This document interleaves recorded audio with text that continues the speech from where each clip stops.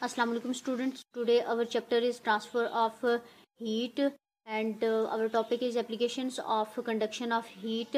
Previous chapter के अंदर हमने डिस्कस किया था गुड कंडक्टर और बैड कंडक्टर को कि गुड कंडक्टर कौन से होते हैं और बैड कंडक्टर कौन से होते हैं। तो गुड कंडक्टर में हमारे पास एग्जांपल आ जाती है मेटल्स की, बैड कंडक्टर में एग्जांपल्स हैं रबर की, प्लास्टिक की। अब गुड कंडक्टर क्या होते हैं? ऐसे मटेरियल जिनमें से हीट जो है वो पास कर सकती है, वो गुड कंडक्टर होते हैं, और ऐसे मटेरियल जिनमें से हीट पास नहीं कर सकती उनको हम बैड कंडक्टर कहते हैं। अब applications of conduction of heat में हमारे पास सबसे पहले एप्लीकेशन जो है वो है कुकिंग पॉट्स एंड पैन्स की।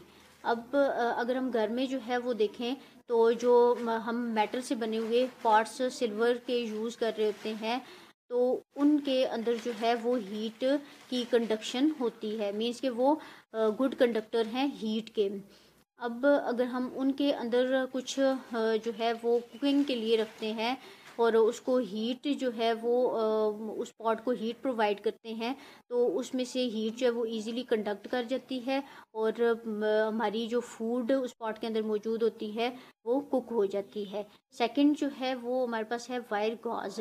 Wire gauge is placed over a flame to conduct heat. अब लेबॉर्ट्रीज़ के अंदर जो है वो हमने मोस्टली देखा है कि हम वायर गॉज जो है वो ट्राईपॉड के वायर गॉज को ट्राईपॉड के ऊपर जो है वो यूज़ कर रहे होते हैं।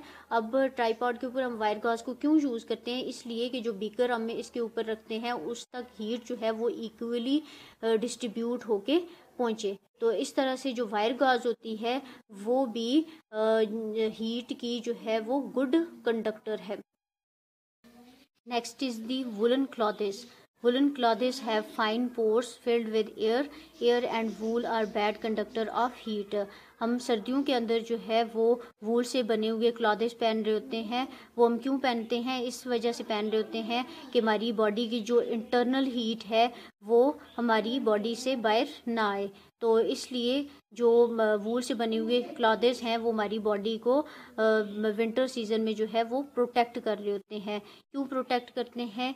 इस वजह से कि जो वूल से बने हुए क्लॉथेस होते हैं उनके दरमियान में स्पेसेस जो है वो मौजूद होती हैं और ये स्पेसेस जो है वो एयर से फिल्ड होती हैं।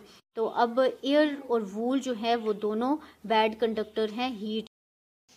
Next is the pot holder and table mats. Pot holder and table mats are poor conductor of heat.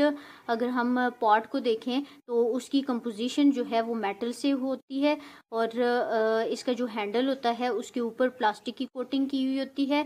तो हीट जो है जब इस पॉट को मिलती है तो इसका ये वाला पोर्शन जो है वो हीटअप होता है, मतलब है इसमें से हीट जो है वो कंडक्ट हो जाएगी, लेकिन जो इसका हैंडल है इसमें से हीट कंडक्ट नहीं होगी। क्यों नहीं होगी? क्योंकि इसके ऊपर जो है वो प्लास्टिक की कोटिंग हुई है।